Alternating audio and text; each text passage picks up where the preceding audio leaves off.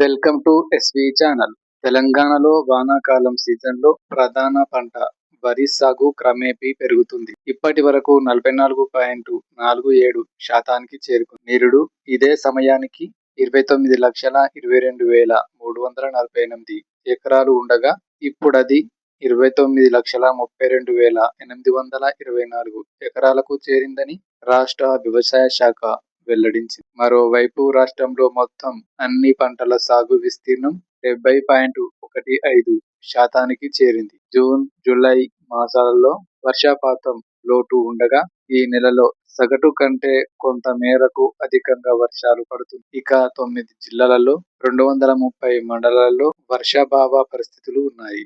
ఈ మేరకు వ్యవసాయ శాఖ రాష్ట్ర ప్రభుత్వానికి నివేదిక సమర్పించింది. సీజన్లో మొత్తం 1,32,38,446 ఎకరాల లక్ష్యానికి గాను ఇప్పటి వరకు 92,86,726 ఎకరాలలో పంటలు వేశారు. వరి సాధారణ విస్తీర్ణం 65,95,645 ఎకరాలకు గాను ఇప్పటి వరకు 29,32,884 ఎకరాలలో వేశారు. రాష్ట్రంలో మొత్తం పప్పు ధాన్యాలు 6,49,397 ఎకరాలకు గాను 5,64,288 ఎకరాలలో, నూనె గింజలు 4,47,585 ఎకరాలకు గాను 3,74,363 ఎకరాలలో, చిరుధాన్యాలు 6,52,400 ఎకరాలకు గాను 5,27,080 ఎకరాలలో సాగు చేశారు. ఎల్నినో ప్రభావం నుంచి